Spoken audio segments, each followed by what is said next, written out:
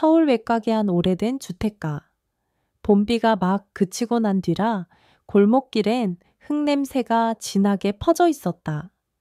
그날 김도연은 퇴근하자마자 곧장 부모님 집으로 발길을 옮겼다. 마침 그날은 여동생 김유진이 남자친구를 처음으로 집에 데려오는 날이었기 때문이다. 아버지 김성호와 어머니 박정옥은 며칠 전부터 손님 맞을 준비로 분주했다. 집안 곳곳은 반짝이도록 치워졌고 식탁 위에는 온갖 반찬이 정성스레 차려져 있었다. 하지만 바로 그날 도연의 아내 이서연은 손님과 함께 앉지 못하고 부엌으로 향해야만 했다. 오늘은 네 아내가 식탁에 오르지 않는 게 좋겠다. 어머니 정곡이 낮게 속삭였다. 도연은 순간 고개를 들었다. 무슨 뜻인지 잘 이해가 되지 않았다. 전곡은 조금 더 목소리를 낮추며 덧붙였다. 유진이가 데려오는 사윗감 집안이 꽤 체면 있는 집이라잖니. 그런데 서연이가 저 다리 때문에 절뚝이며 앉아있으면 보기가 좋겠니. 첫인상이라는 게 얼마나 중요한데 오늘만큼은 부엌에서 따로 밥을 먹게 하자꾸나. 도연은 그 말에 잠시 멍해졌다. 아내 서연은 2년 전 교통사고로 다리를 크게 다쳤다. 그 후 다리를 절며 걷게 되었고 회복은 되었지만 예전처럼 자유롭지 못했다. 회사도 그만둘 수밖에 없었고 결국 집에서 두 아이를 키우며 전업주부로 살아왔다. 5살짜리 아들과 2살 된 막내딸 모두 서연의 손길에 의지하고 있었다. 처음에는 고맙게 생각했다. 하지만 시간이 지날수록 마음 한편에 불만이 싹 텄다. 도연의 부모 역시 비슷한 생각이었다. 벌이도 못하면서 집에서 밥만 축낸다는 말이 자주 흘러나왔다. 도연은 속으로 아내를 두둔하면서도 정작 입 밖으로는 제대로 변호하지 못했다. 그날도 마찬가지였다. 그는 순간적으로 반발하고 싶었지만 결국 고개를 끄덕였다. 알겠습니다, 어머니. 서연한테 제가 얘기할게요. 부엌에서 분주히 국을 끓이던 서연에게 다가가 작은 목소리로 말했다. 여보, 오늘은 손님도 오시고 하니까 그냥 부엌에서 밥 먹는 게 어떨까 해. 혹시 누가 부르면 너는 아이들 때문에 친정에 갔다고 하자. 순간 서연의 손이 멈췄다. 뜨거운 국물이 약간 흘러내렸지만 그녀는 아무 말 없이 손수건으로 닦았다. 도연은 괜히 더듬거리며 말을 이어갔다. 알잖아. 체면이라는 게 있으니까. 오늘 하루만 이해해줘. 서연은 대답하지 않았다. 그저 무표정하게 고개를 끄덕이고는 밥 한 공기를 들고 부엌 구석으로 사라졌다. 도현은 안도의 한숨을 내쉬었다. 그래, 서연도 상황을 이해한 거겠지. 그러나 그 순간 도연은 스스로도 알지 못했다. 그 결정이 아내의 마음속 깊이 쌓여있던 상처를 건드린 마지막 불씨가 될 줄은. 손님들이 도착했다. 여동생 유진은 또래보다 단정한 양복 차림의 남자를 데리고 들어왔다. 부모님은 환하게 웃으며 맞이했고 도연도 형식적인 인사를 건넸다. 식탁 위에는 잘 차려진 음식들이 놓여 있었고 화기애애한 대화가 오갔다. 하지만 도연의 마음 한구석에는 계속해서 부엌문이 신경 쓰였다. 문 너머에서 혼자 밥을 먹고 있을 서연의 모습이 떠올라 마음이 무거워졌지만 애써 외면했다. 그날 저녁 손님들이 돌아간 후 집안은 고요해졌다. 부모님은 피곤하다며 방으로 들어갔고 유진과 남자친구도 일찍 일어나 갔다. 도연은 그제야 부엌으로 내려갔다. 그러나 그곳에서 기다리고 있던 것은 아내의 얼굴이 아니라 낯선 한 장의 종이었다. 도연은 부엌 불빛이 아직 환하게 켜져 있는 것을 보고 자연스럽게 서연을 찾았다. 하지만 부엌에는 그녀의 그림자는 보이지 않았다. 대신 조리대 위에 가지런히 놓여있는 종이 한 장이 눈에 띄었다. 그는 아무 생각 없이 그것을 집어들었다가 그대로 얼어붙었다. 그것은 다름 아닌 이혼 신청서였다. 맨 아래에는 서연의 단정한 글씨체로 이미 사인이 되어 있었다. 이게 뭐야? 순간 도연의 머릿속은 새하얘졌다. 두 손은 덜덜 떨렸고 다리에 힘이 빠져 그대로 바닥에 주저앉을 뻔했다. 믿을 수 없었다. 방금 전까지 부엌에서 묵묵히 국을 끓이고 가족을 위해 상을 차리던 아내가 이 서류를 두고 떠나다니. 급히 휴대전화를 꺼내 서연에게 전화를 걸었다. 신호음은 몇 번 울리더니 연결되었다. 그러나 들려온 아내의 목소리는 냉정했다. 왜 그래?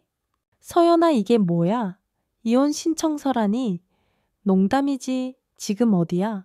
왜 이런 걸 남기고 간 거야? 도연의 목소리는 격앙되어 떨렸다.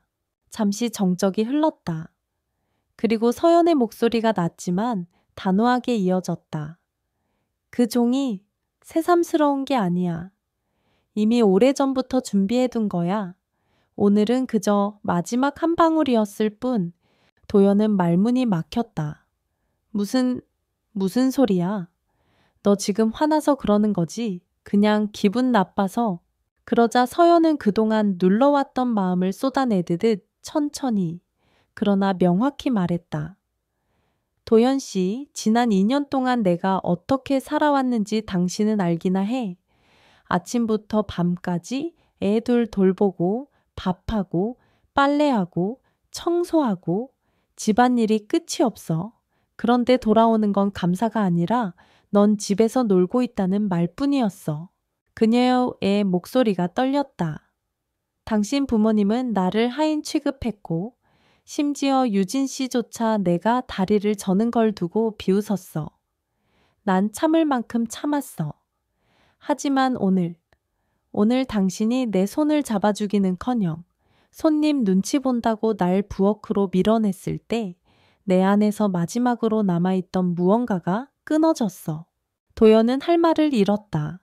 그저 숨을 몰아쉬며 전화기 너머 목소리를 들을 수밖에 없었다. 난 더는 이 집에서 존재감 없는 그림자처럼 살고 싶지 않아. 두 아이는 내가 키울 거야.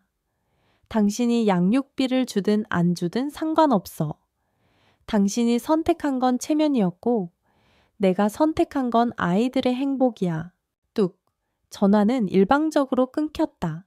도연은 휴대전화를 붙든 채 한참 동안 움직이지 못했다. 부엌 시계 초침 소리가 유난히 크게 들렸다. 손에 쥔 종이가 땀에 젖어 구겨져 갔다. 그는 지금껏 한 번도 상상하지 못했다. 아내가 자신을 떠날 용기를 낼 줄은 그의 머릿속엔 오직 한 가지 생각만 맴돌았다. 설마 진짜로 끝난 건가? 식탁 위에 남은 음식들, 여전히 따뜻한 국 냄새, 아이들이 없는 텅 빈 거실, 모든 것이 갑자기 낯설게 다가왔다. 그제야 도연은 서연이 매일같이 내뱉던 작은 한숨, 무표정한 얼굴, 웃음을 잃어가던 눈빛을 떠올렸다. 그때는 대수롭지 않게 넘겼다. 여자니까 원래 그런 거겠지, 엄살 부리는 거겠지 라고 생각했다. 그러나 지금은 달랐다. 그것이 바로 신호였다는 것을 이제야 깨달았다. 하지만 깨달음은 너무 늦게 찾아왔다.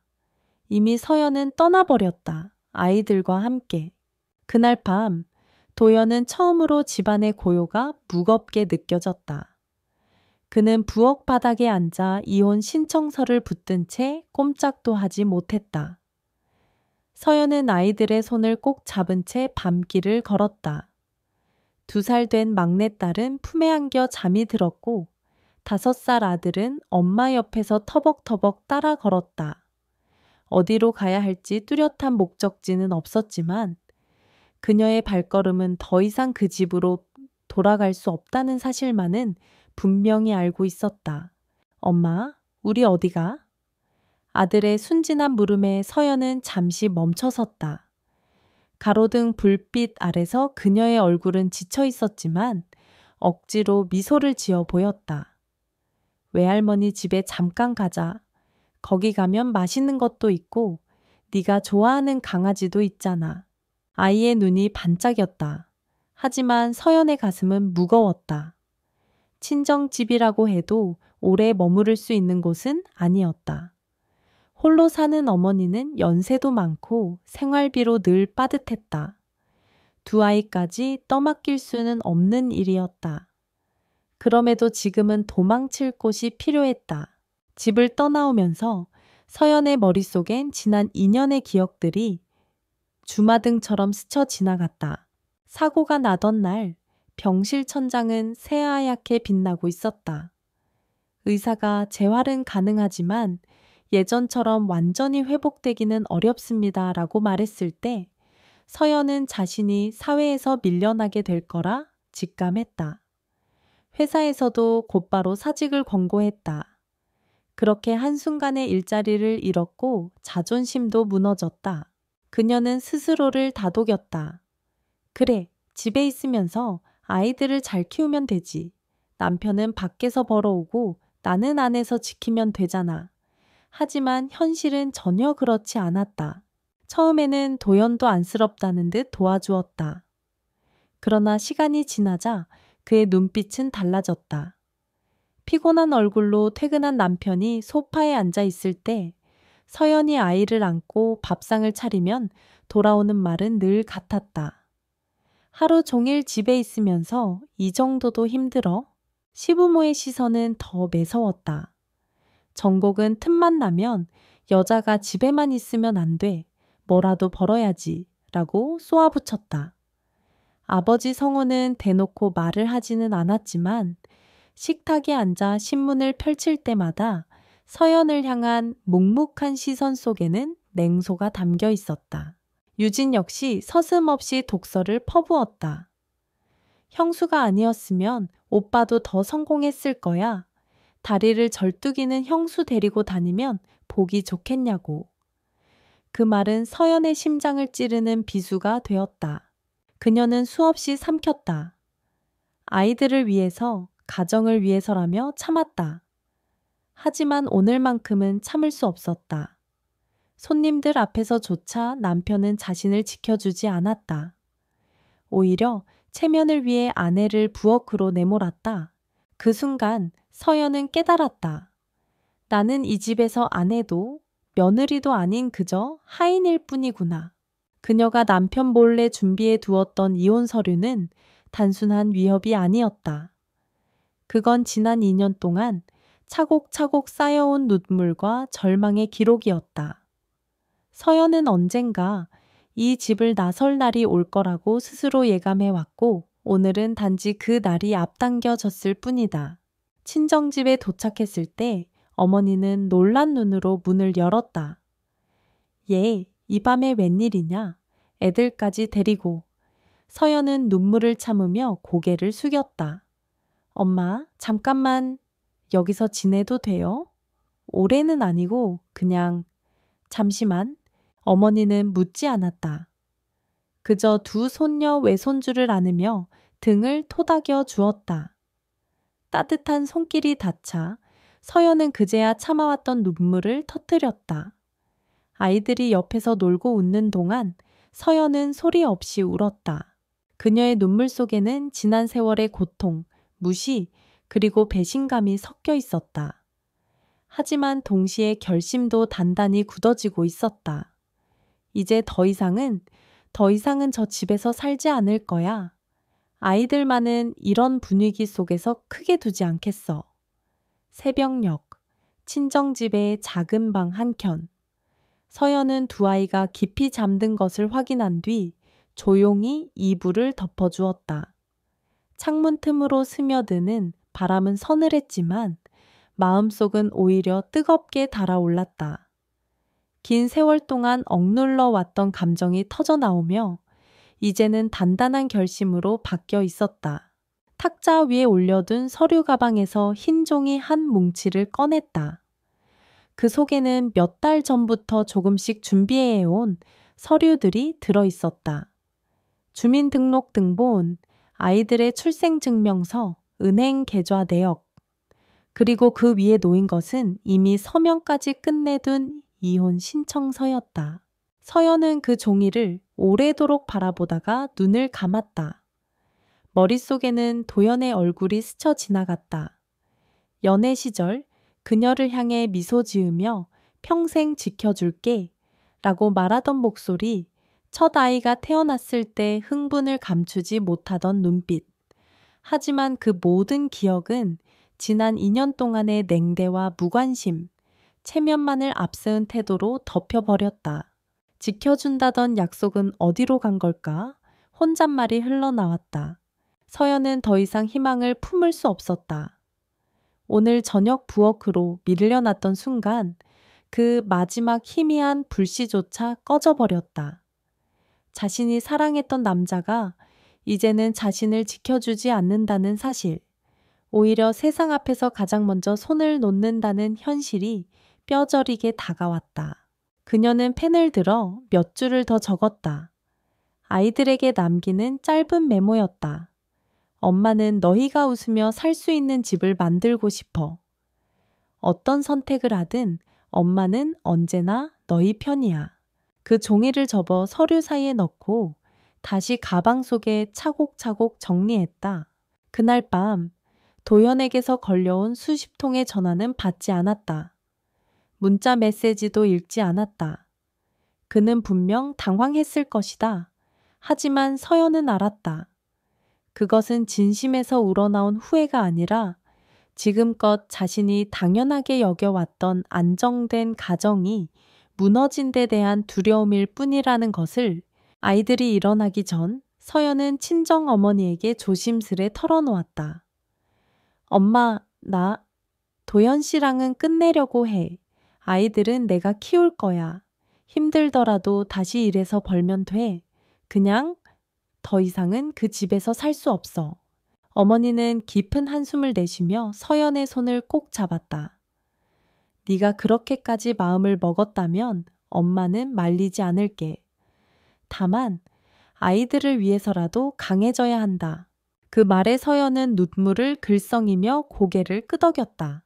며칠 뒤 서연은 동사무소를 찾아가 서류를 제출할 준비를 했다. 낯선 창구 앞에 서자 다리가 떨렸지만 아이들의 얼굴을 떠올리며 다시 마음을 다잡았다. 세상은 그녀를 쉽사리 돕지 않을지도 모른다. 하지만 적어도 이제부터는 스스로 선택한 길을 걸어가야 했다. 그녀는 자신을 집안의 그림자로 만든 공간에서 완전히 벗어나기로 했다.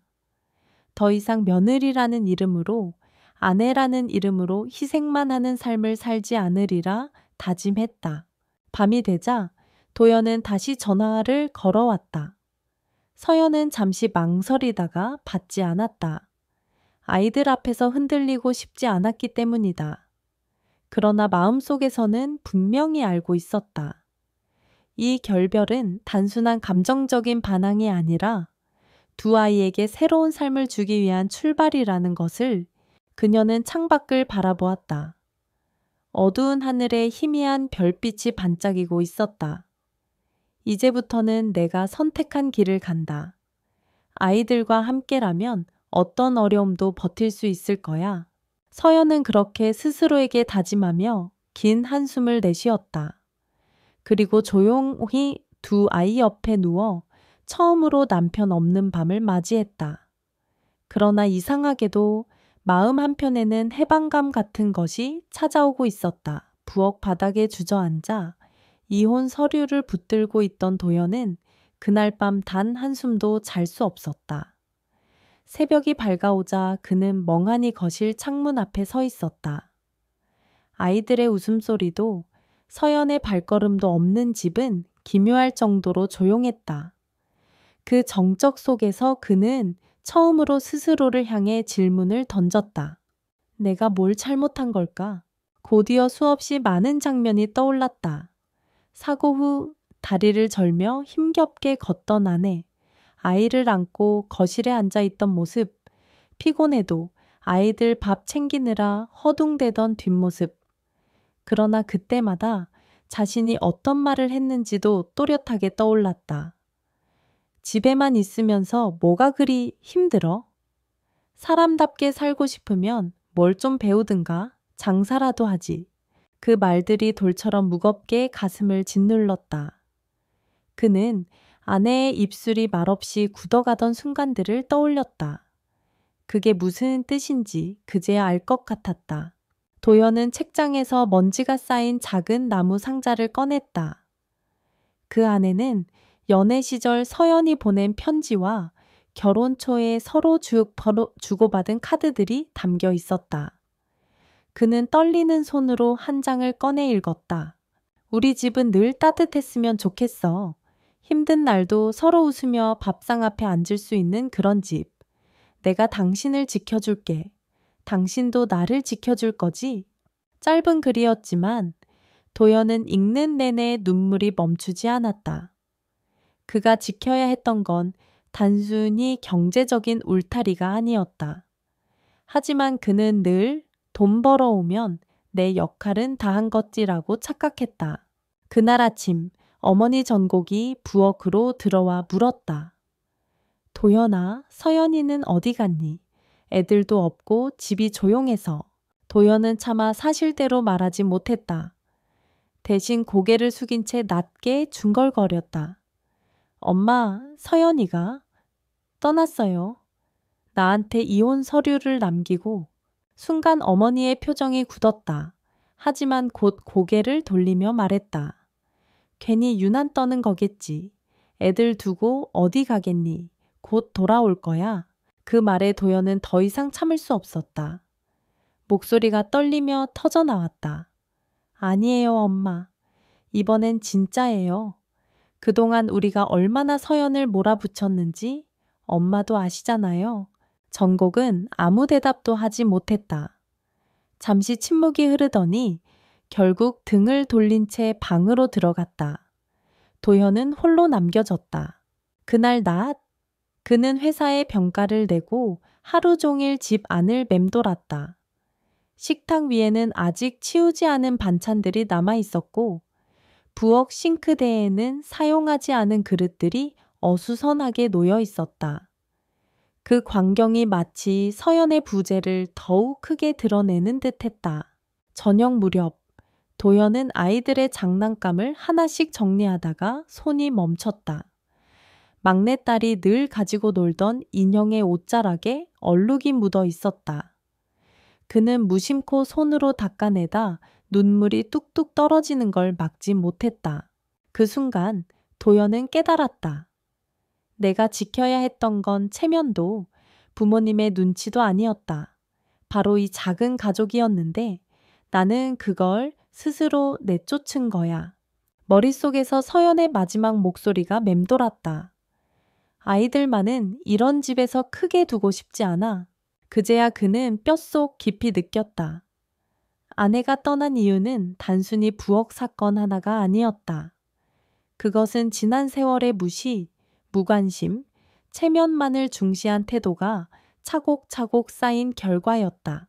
그날 밤 도연은 결심했다. 무슨 수를 써서라도 서연과 아이들을 찾아야 한다. 그리고 다시는 그들을 홀로 두지 않겠다고. 다음 날 아침 도연은 회사에 정식으로 휴가를 내고 곧장 집을 나섰다. 머릿속엔 오직 하나의 생각뿐이었다. 무슨 일이 있어도 서연과 아이들을 찾아야 한다.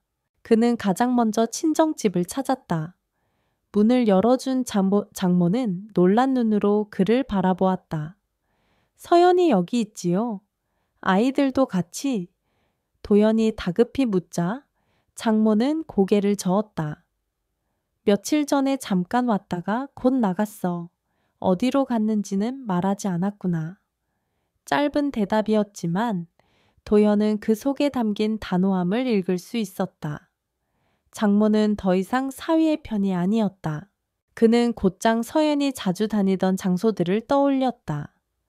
아이들과 함께 즐겨가던 놀이방, 동네 작은 도서관, 공원 옆의 작은 카페. 그는 숨가쁘게 그곳들을 찾아다녔지만 어디에서도 서연과 아이들의 흔적은 발견되지 않았다. 낯익은 카페의 주인은 기억을 더듬듯 말했다. 아, 며칠 전엔 오셨던 것 같아요. 창가 자리에서 아이랑 같이 책을 보시더라고요. 근데 그 뒤로는 못 뵈었네요. 도연은 허탈하게 고개를 끄덕였다. 카페 유리창에 비친 자신의 얼굴은 지쳐 보였다.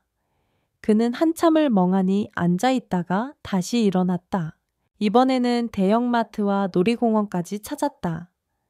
아이들이 좋아하던 키즈카페 앞에서도 한동안 서성였다.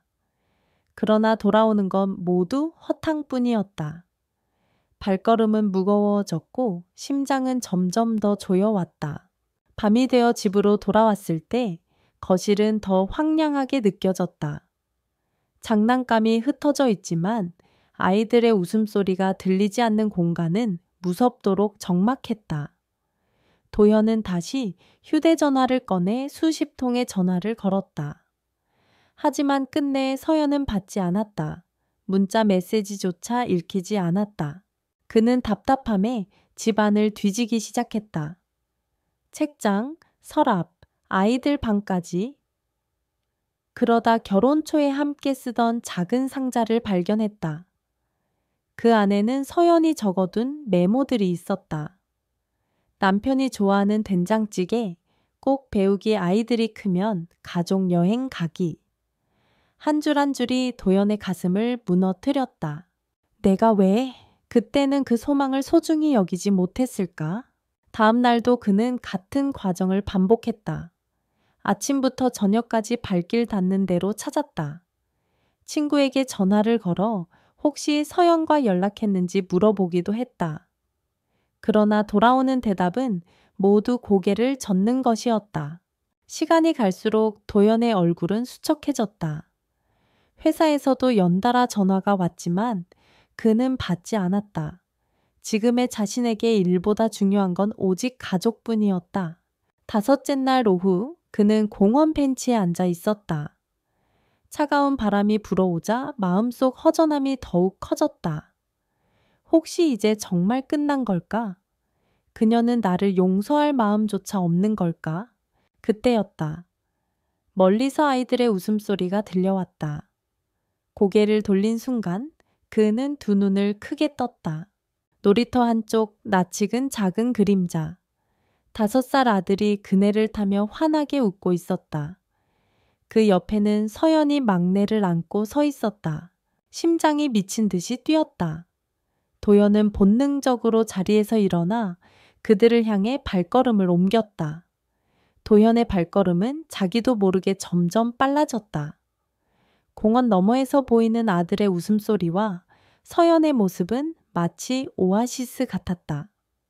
그러나 가까이 다가갈수록 심장은 더욱 쿵쾅거렸다. 무엇을 어떻게 말해야 할지, 어떤 표정을 지어야 할지 도무지 감이 오지 않았다. 서연아. 그는 낮게 이름을 불렀다. 서연은 아이들을 챙기느라 고개를 숙이고 있다가 낯익은 목소리에 몸을 돌렸다. 순간 그녀의 표정이 굳었다. 그 시선에는 놀람보다는 경계가 먼저 비쳤다. 여기서 뭐 하는 거예요? 서연의 목소리는 차갑지 않았지만 결코 따뜻하지도 않았다. 도연은 아이들을 먼저 바라보았다. 아들은 반가운 듯 아빠 하고 외쳤지만 서연은 아이를 조용히 붙잡았다. 막내딸도 아빠를 보자 두 팔을 뻗었지만 서연은 아이를 더 꽉 끌어안았다. 그 모습에 도연의 가슴이 저려왔다. 그는 조심스럽게 다가가 두 손을 앞으로 내밀었다. 미안해, 정말. 미안해. 내가 너무 늦게 깨달았어. 잠시 정적이 흘렀다. 공원 어딘가에서 불어오는 바람이 아이들의 머리카락을 흩날렸다. 서연은 눈을 피한 채 천천히 말을 꺼냈다. 도연 씨, 지금 와서 미안하다고 해서 뭐가 달라질까요? 지난 2년 동안 나는 아내가 아니라 집안일꾼이었어요. 오늘처럼 아이들과 웃으며 공원에 나와 있는 게 얼마나 오랜만인지 아세요? 그 말에 도연의 목소리는 더 떨렸다. 알아. 이제 알았어. 내가 얼마나 큰 잘못을 했댔는지, 얼마나 너를 외롭게 했는지. 제발 다시 한번 기회를 줘. 이번엔 절대 놓치지 않을게. 도연은 갑자기 무릎을 꿇었다.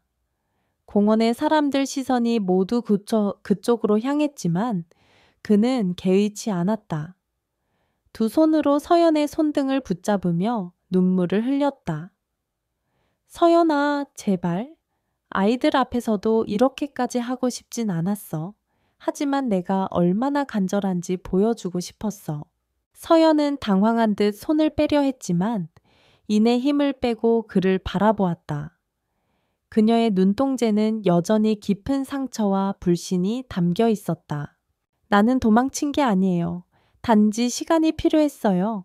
아이들한테 상처 주고 싶지 않았으니까. 하지만 다시 돌아간다고 해서 모든 게 달라질까요? 도연 씨는 정말 변할 수 있어요? 도연은 고개를 끄덕이며 간절히 대답했다. 응, 변할 거야. 아니, 벌써 변하기 시작했어. 지금 이 순간부터라도. 서연아, 아이들과 함께 다시 시작하게 해줘.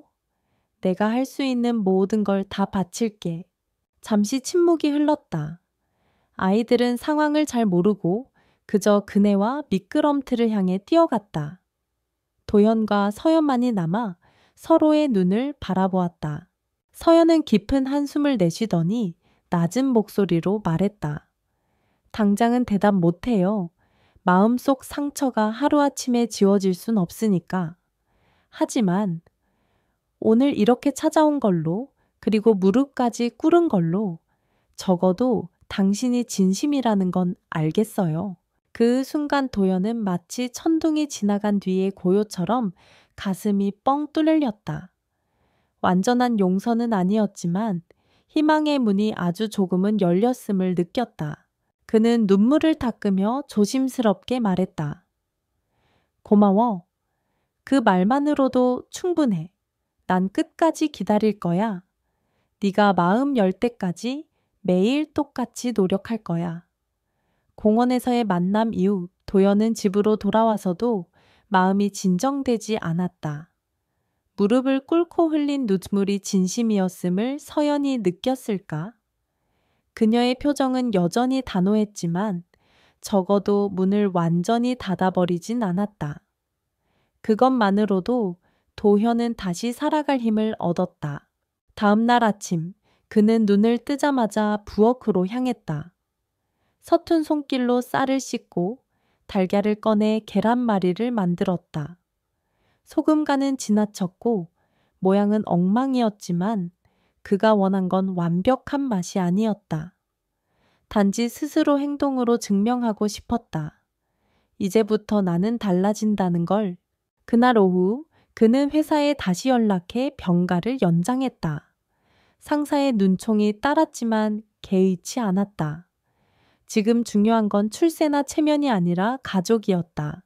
며칠 동안 그는 매일 서연에게 전화를 걸었다. 하지만 서연은 받지 않았다. 대신 아이들 밥은 잘 챙겼는지, 필요한 건 없는지 문자로 남겼다.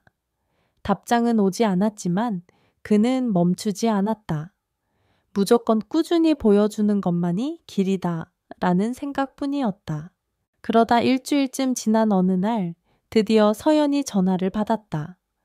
목소리는 여전히 차가웠지만 전과 달리 바로 끊지는 않았다. 애들은 잘 지내요? 도현은 잠시 숨을 고르며 대답했다. 응. 아니야. 나한테 묻는 게 아니라 내가 물어야지. 애들은 잘 지내? 힘든 건 없어? 서연은 짧게 대답했다. 잘 있어요. 걱정하지 말아요. 그리고 곧 전화를 끊었다. 하지만 그 짧은 대화만으로도 도현은 심장이 벅차올랐다. 그날 밤 그는 다이어리를 꺼내 하루 동안 했던 일들을 적기 시작했다. 오늘은 빨래를 직접 해봤다.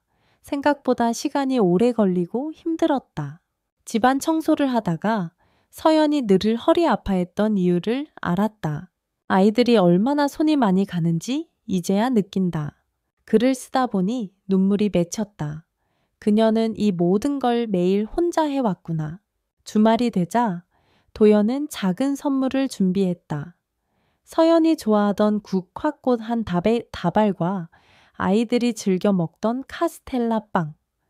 그는 직접 서연이 머무는 원룸 앞까지 찾아갔지만 문을 두드릴 용기가 나지 않았다. 대신 꽃과 빵을 문 앞에 놓고 짧은 쪽지를 남겼다. 오늘 하루도 고생했어. 내가 내 옆에 없었던 지난 시간 너무 미안해. 며칠 뒤 서연에게서 처음으로 답장이 왔다. 단 2마디였다. 받았어요. 고마워요. 그 짧은 문장이 도연의 가슴에 불을 지폈다. 이제 그는 알고 있었다. 아직 희망은 살아있다는 것을. 그는 결심했다. 변화를 말로만 하는 게 아니라 매일의 행동으로 보여주리라. 아무리 작은 것이라도 성실히 해내며 서연이 다시 믿을 수 있도록 도연은 시간이 지날수록 자신이 얼마나 많은 걸 놓치고 있었는지 깨닫게 되었다. 서연이 떠난 뒤에야 집안 구석구석이 달라 보였다. 부엌 싱크대 위에 남아있는 세제 자국, 욕실 벽에 끼어있는 곰팡이, 아이들 옷장에 구겨져 쌓여있는 옷들. 그것들은 모두 서연이 매일같이 감당해야 했던 흔적이었다. 예전에는 그저 당연한 풍경이라고만 생각했다. 하지만 이제 직접 하나하나 처리하려니 숨이 막힐 만큼 벅찼다. 빨래를 돌리고 널기만 해도 한참이 걸렸고 장을 보러 갔다 오면 온몸이 무거웠다. 2아이를 동시에 챙긴다는 게 얼마나 힘든 일인지 뼈저리게 실감했다. 그는 뒤늦게 깨달았다. 부모님과 여동생 유진이 서연에게 했던 말들이 얼마나 잔인했는지를. 집에서 밥만 축내지 말고 뭘 좀 벌어야지. 다리 절뚝이는 며느리 데리고는 체면이 안 선다. 형수 때문에 우리 집 분위기만 가라앉아. 그때마다 그는 대꾸하지 않았다. 오히려 속으로는 일리 있는 말일지도라며 넘겼다. 이제 와서 생각해보니 그 침묵이야말로 아내에게 가장 큰 배신이었다. 지켜주지 않은 남편, 무심히 외면한 동반자, 그것이 바로 자신이었다. 회사 동료와의 술자리에서 누군가 농담처럼 말한 기억도 떠올랐다. 요즘은 와이프도 다 맞벌이 하잖아. 전업주부는 사치지. 그때 그는 억지로 웃으며 고개를 끄덕였다. 하지만 돌아와서는 서연에게 너도 뭐라도 해봐 라며 비수를 꽂았다. 이 모든 게 하나의 퍼즐처럼 맞춰졌다. 서연은 단 한순간도 존중받지 못한 채 집안에서 없는 사람 취급을 받았다. 그 상황에서 그녀가 어떻게 견딜 수 있었을까? 어느 날 도연은 아버지 성호와 단둘이 앉아 있었다. 식탁 위에는 저녁으로 먹다 남은 반찬 몇 가지가 놓여 있었다. 도연은 숟가락을 내려놓고 조심스럽게 입을 열었다. 아버지, 솔직히 말씀드릴게요. 우리가 서연이를 너무 몰아붙였던 것 같아요. 성호는 신문을 덮으며 눈살을 찌푸렸다. 네가 지금 와서 그 소리를 왜 하니? 집안 체면을 생각해서 한 말들이었지. 괜히 미워서 그런 게 아니야. 도연은 고개를 저었다. 체면이 무슨 소용이에요? 결국 아내와 아이들이 집을 나갔는데 그게 바로 우리가 잘못한 증거 아닐까요? 그 순간 아버지는 말을 잇지 못했다. 잠시 침묵이 흘렀다. 도연은 그 정적 속에서 스스로 다짐했다. 나는 이제 더 이상 침묵하지 않겠다. 서연을 지켜내지 못한 지난 날을 반복하지 않겠다. 도연은 차츰차츰 기억을 되짚어갔다. 그러자 그동안 무심히 지나쳤던 수많은 장면들이 뼈아프게 되살아났다. 명절 때 친척들이 모이면 식탁 자리는 늘 은근한 구분이 있었다. 아버지는 상석에, 어머니는 그 옆에, 자신과 유진은 자연스럽게 중앙에 앉았다. 하지만 서연의 자리는 항상 끝자락이었다.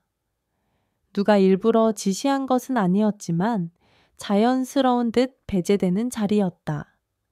음식을 집어도 아무도 관심을 주지 않았고 대화에 끼어들어도 금세 흐름이 다른 쪽으로 흘러갔다.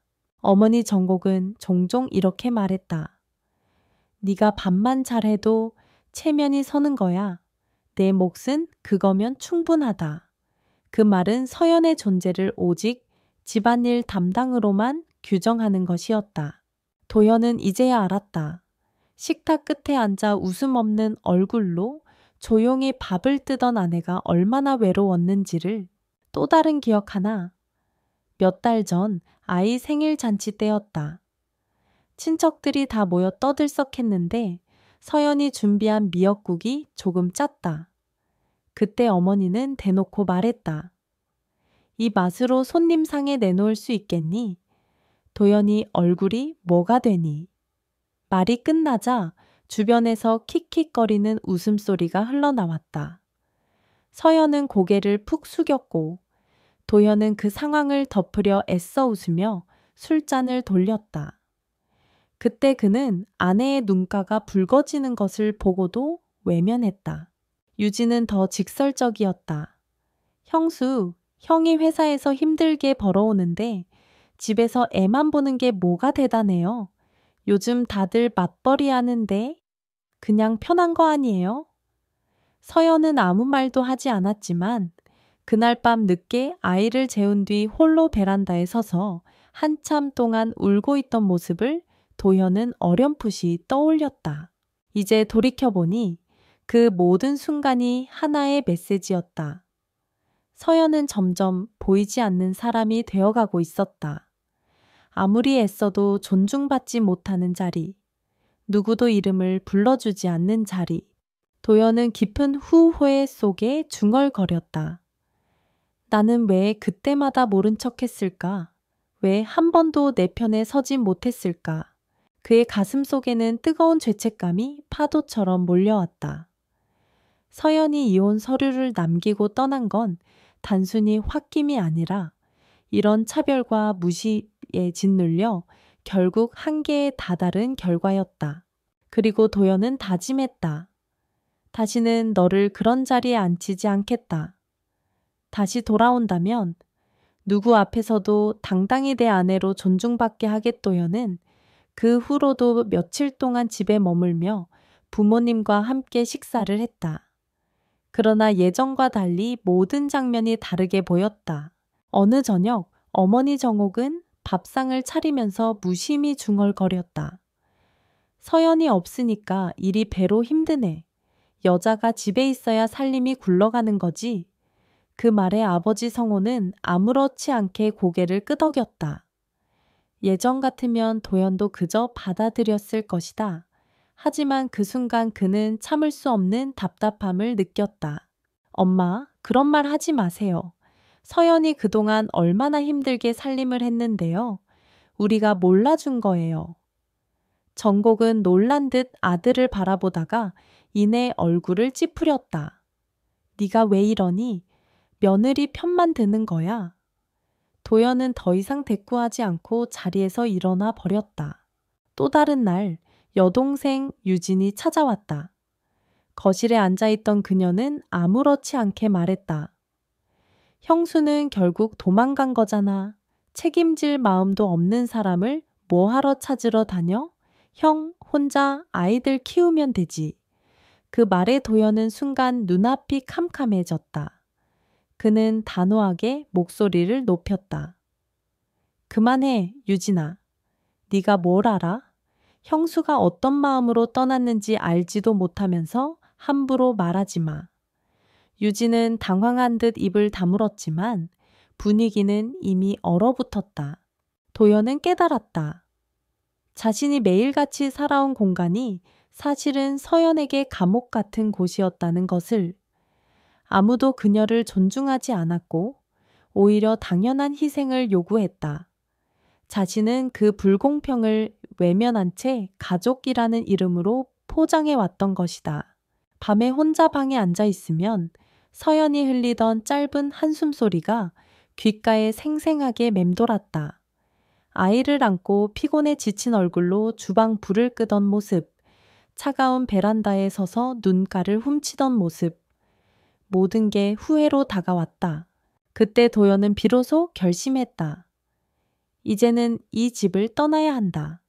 부모님 곁에 머무르는 한 나는 다시 그 옛날의 모습으로 돌아갈 수밖에 없다.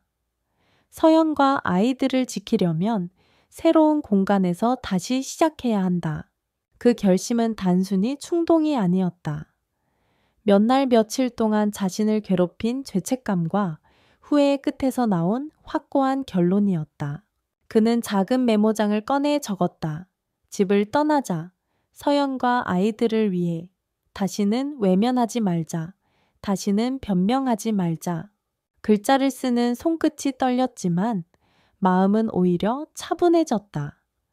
그제야 비로소 서연의 말이 이해되었다. 아이들만은 이런 집에서 크게 두고 싶지 않아. 그 말이 단순한 분노가 아니라 진심 어린 절규였음을 이제는 알 수 있었다. 도연은 며칠 동안 깊이 고민한 끝에 결국 부모님 앞에서 결심을 털어놓기로 했다. 더는 미루면 안 된다는 생각이 들었다. 저녁 식탁에 마주 앉은 자리, 공기는 유난히 무겁게 흘렀다. 그는 숟가락을 내려놓고 차분히 말했다. 아버지, 어머니, 저 이 집을 떠나려고 합니다. 순간 어머니 전곡은 젓가락을 떨어뜨렸다. 뭐라고? 도연아, 너 제정신이니? 이 집을 두고 나간다고? 아버지 성호도도 눈살을 찌푸리며 물었다. 왜 그런 결정을 하느냐? 우리가 널 키우고 여기까지 뒷받침했는데 그걸 다 버리고 가겠다는 거냐? 도연은 고개를 숙였다가 곧바로 똑바로 들었다. 아니에요. 버리는 게 아닙니다. 이제 제 가족을 지켜야 한다는 뜻이에요. 서연과 아이들, 그들을 다시 잃고 싶지 않아요. 그러려면 여기서 벗어나야 합니다. 전곡은 흥분한 목소리로 맞섰다. 네가 그렇게 서연 편만 드니 결국 집안이 이렇게 된 거야. 며느리가 무슨 벼슬이냐. 도연은 더는 피하지 않았다. 어머니, 그 말이 바로 문제였어요. 서연은 제 아내이고 아이들의 엄마입니다. 단순히 며느리가 아니라 제 삶의 반쪽이에요. 그런데 우리는 늘 체면만 생각하며 그녀를 몰아붙였죠. 저도 똑같이 잘못했습니다. 그래서 이제라도 바로잡고 싶습니다. 잠시 정적이 흘렀다. 아버지는 담배를 손에 쥐었다가 이내 내려놓았다. 어머니는 분노와 당황이 뒤섞인 표정으로 아들을 바라보다가 고개를 돌렸다. 도연은 더는 흔들리지 않았다. 제가 떠나는 건 부모님을 미워해서가 아닙니다. 하지만 이 집에 머무는 한 저는 예전처럼 서연을 외면하게 될 겁니다. 그러면 결국 우리 가정은 다시 무너질 수밖에 없어요. 그러니 저희 가족만의 공간에서 새로 시작하겠습니다. 그는 마지막으로 고개 숙여 인사했다. 부디 이해해 주세요. 나중에 제가 더 좋은 남편, 좋은 아버지가 돼서 다시 찾아뵙겠습니다. 방 안은 무겁게 가라앉았다. 전곡은 더는 말을 잇지 못했고 성호는 긴 한숨만 내쉬었다. 그 순간 도연은 알았다. 부모의 동의를 얻지 못할 수도 있다는 것을. 그러나 그보다 중요한 건 서연과 아이들이었다. 그날 밤 그는 방으로 돌아와 서랍 속 계약서를 꺼냈다. 며칠 전 부동산을 돌며 알아본 작은 아파트 임대 계약서였다. 방 두 칸의 거실 하나뿐인 소박한 공간이었지만 도연에게는 새로운 시작의 상징이었다. 그는 서류 위에 굵은 글씨로 적었다. 이곳에서 다시 가족을 시작한다. 펜을 내려놓으며 도연은 가슴이 벅차올랐다. 아직 서연이 돌아오겠다고 확답한 건 아니지만 최소한 그녀와 아이들이 편히 숨 쉴 수 있는 공간을 준비해야 한다는 건 분명했다. 창밖에는 봄비가 내리고 있었다. 그 소리를 들으며 도현은 조용히 다짐했다. 이제는 절대 놓치지 않겠다. 어떤 시련이 와도 가족을 먼저 지키는 남편이 되겠다. 며칠 뒤 도현은 드디어 서연이 머물고 있는 원룸을 찾았다. 작은 꽃다발과 손에 직접 쓴 편지를 들고 문 앞에 서 있으니 심장이 요동쳤다. 그는 조심스럽게 초인종을 눌렀다. 문이 열리자 서연의 얼굴이 나타났다. 그동안 고생한 흔적이 역력했다. 눈가에는 다크서클이 깊게 드리워져 있었고 살도 많이 빠져 있었다. 하지만 두 아이는 아빠를 보자 환하게 웃으며 달려나왔다. 아빠! 아이들의 목소리에 도연은 순간 울컥했다. 그는 두 팔을 벌려 아이들을 꼭 끌어안았다. 잠시 침묵이 흐른 뒤 서연이 입을 열었다. 여기까지 찾아온 건 무슨 이유예요? 도연은 준비해온 꽃다발을 내밀었다. 우리 가족이 다시 시작할 수 있는 집을 마련했어. 크고 화려하진 않지만 적어도 누구의 눈치도 보지 않고 우리끼리 웃을 수 있는 집이야. 제발 함께 가자. 서연은 꽃다발을 한참 바라보다가 시선을 내리깔았다. 도연 씨, 저는 아직 용서한 게 아니에요. 상처가 하루아침에 사라지지 않아요. 알아. 나도 그걸 바라지 않아. 다만 함께 시간을 보내면서 내가 정말 변했는지 직접 확인해줘. 말로가 아니라 행동으로 보여줄게. 그 진심 어린 눈빛에 서연은 쉽게 대답하지 못했다. 그러나 아이들이 옆에서 우리 새집 가자 하며 손을 잡아 끄는 바람에 결국 그녀는 조용히 고개를 끄덕였다. 새로 이사한 집은 소박했다. 오래된 아파트였지만 창문 너머로 햇살이 잘 들어왔다. 첫날 도연은 작은 상을 펴고 직접 끓인 된장찌개를 내왔다. 간이 맞지 않아 짭조름했지만 아이들은 맛있게 먹었다.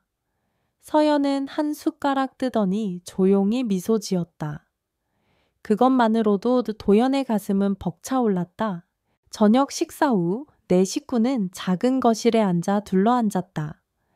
아이들은 색연필로 그림을 그렸고 도연과 서연은 그 옆에서 조용히 대화를 나눴다.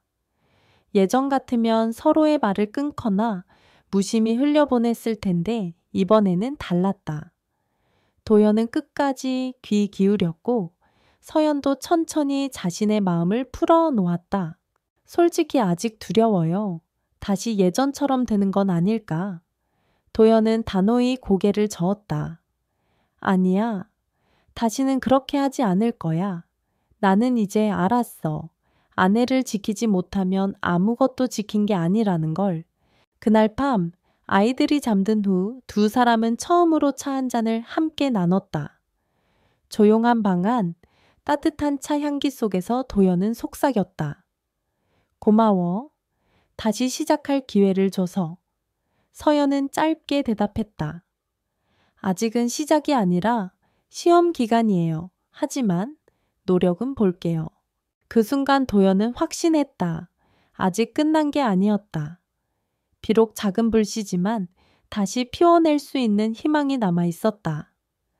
새로운 집에서의 생활은 서툴고 어색했지만 시간이 흐르면서 조금씩 따뜻한 온기가 자리 잡기 시작했다. 아침마다 도연은 서둘러 일어나 아이들의 도시락을 준비했다. 김이 모락모락 나는 밥 위에 계란 프라이를 얹고 소시지를 잘라 하트 모양을 만들었다. 예전 같으면 상상조차 하지 못했을 일이었다. 아이들이 아빠 최고라고 외치며 도시락을 열어볼 때마다 도연은 눈시울이 뜨거워졌다.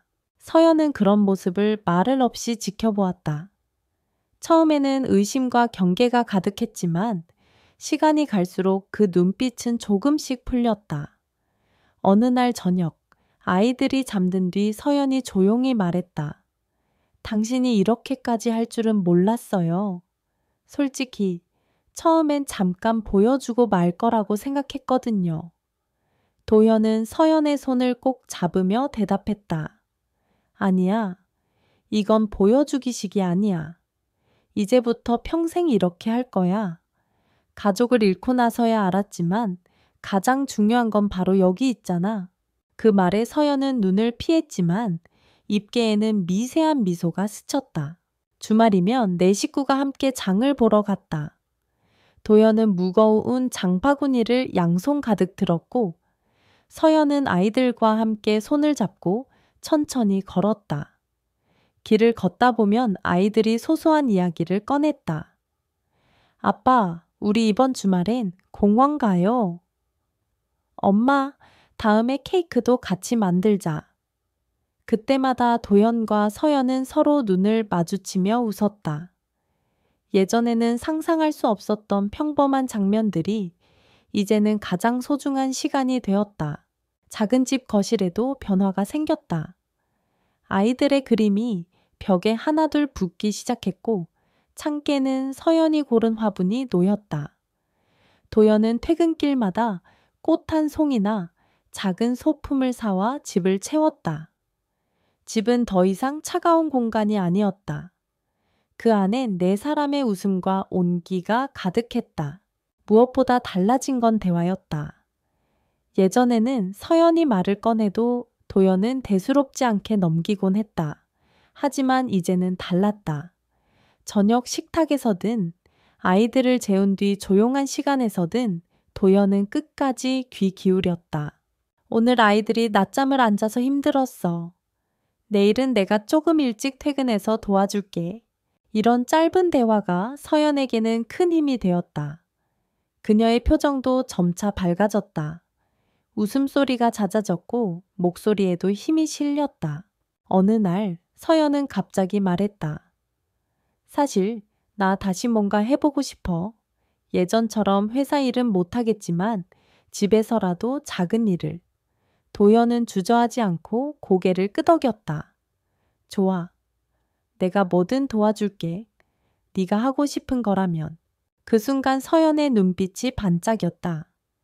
예전엔 한 번도 보지 못했던 다시 꿈을 꾸는 듯한 눈빛이었다. 도연은 속으로 다짐했다. 이제는 절대 그 빛을 꺼뜨리지 않겠다. 이렇게 해서 가족의 삶은 조금씩 제자리를 찾아갔다. 완전히 상처가 아문 것은 아니었다. 서연은 여전히 조심스러웠고 도연도 때때로 두려움에 휩싸였다. 하지만 두 사람은 알았다. 서로가 진심으로 변하려 한다면 그 어떤 상처도 천천히 메워질 수 있다는 것을. 작은 집에 울려 퍼지는 아이들의 웃음, 함께 차려 먹는 따뜻한 밥상, 그리고 조심스레 이어지는 대화. 그것이 바로 새로운 출발의 증거였다. 계절이 바뀌고 작은 아파트에도 따뜻한 봄 햇살이 스며들었다. 도연과 서연, 그리고 두 아이의 삶은 이제 어느 정도 안정된 궤도에 올랐다. 여전히 크고 화려한 것은 없었지만 집안에는 잔잔한 웃음과 평온이 가득했다. 주말 아침, 네 식구는 함께 근처 공원으로 산책을 나갔다. 아이들은 연을 날리며 환호성을 질렀고 도연과 서연은 벤치에 앉아 그 모습을 지켜보았다. 잠시 침묵이 흐른 뒤 서연이 조용히 입을 열었다. 당신, 요즘 많이 달라졌어요. 도연은 미소 지으며 대답했다. 서연아, 사실 달라진 게 아니라 이제야 알게 된 거야. 내가 지켜야 할 게 무엇인지. 서연은 그 말을 들으며 하늘을 올려다 보았다. 눈부신 햇살이 그녀의 얼굴을 비추었고 그 표정에는 더 이상 예전의 무거운 그림자가 없었다. 집으로 돌아온 뒤 네 사람은 함께 점심을 준비했다. 도연은 아이들과 야채를 씻고 서연은 국을 끓였다. 부엌은 분주했지만 그 속엔 따뜻한 활기가 넘쳤다. 아이들이 웃으며 아빠, 물 튀었어 라고 외치자 서연도 웃음을 터뜨렸다. 예전 같으면 혼자 감당해야 했던 일이 이제는 함께하는 즐거움이 되었다. 식탁에 둘러앉아 밥을 먹을 때 아이들은 서로 먼저 엄마 아빠에게 반찬을 권했다. 도연은 그 모습을 보며 가슴이 벅차올랐다. 이것이야말로 자신이 지켜야 할 진짜 가족의 모습이었다. 그날 밤 아이들이 잠든 후 두 사람은 거실에 나란히 앉았다. 도현은 진지한 눈빛으로 말했다. 서연아, 그동안 내가 많이 부족했어. 하지만 이제는 매일매일 배우고 있어. 남편이라는 게, 아빠라는 게 어떤 의미인지. 나는 이제 알았어. 가정을 지킨다는 건 돈만 버는 게 아니라 마음을 나누고 함께 살아가는 거라는 걸. 서연은 잠시 그를 바라보다가 고개를 끄덕였다. 나도 이제는 알 것 같아요. 사람은 완벽할 수 없지만 함께 노력하면 다시 시작할 수 있다는 걸. 그 말에 도연은 그녀의 손을 잡았다. 이번에는 서연도 그 손을 놓지 않았다. 시간이 흘러 서연은 작은 온라인 공방을 시작했다. 손재주가 좋은 그녀는 뜨개질과 수공예품을 판매하며 새로운 삶의 보람을 찾았다. 도연은 사진을 찍고 택배를 붙이며 든든한 조력자가 되었다. 아이들은 그런 부모를 보며 자연스럽게 웃음을 배웠다. 어느 저녁 네 식구가 함께 저녁상을 차리던 중 큰아이가 말했다. 엄마 아빠, 우리 집은 이제 제일 행복한 집 같아.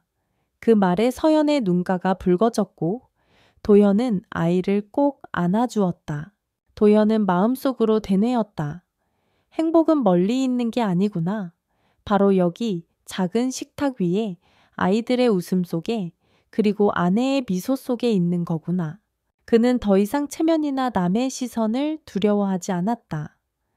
중요한 건 오직 자신이 지켜야 할 세 사람, 바로 가족이었다.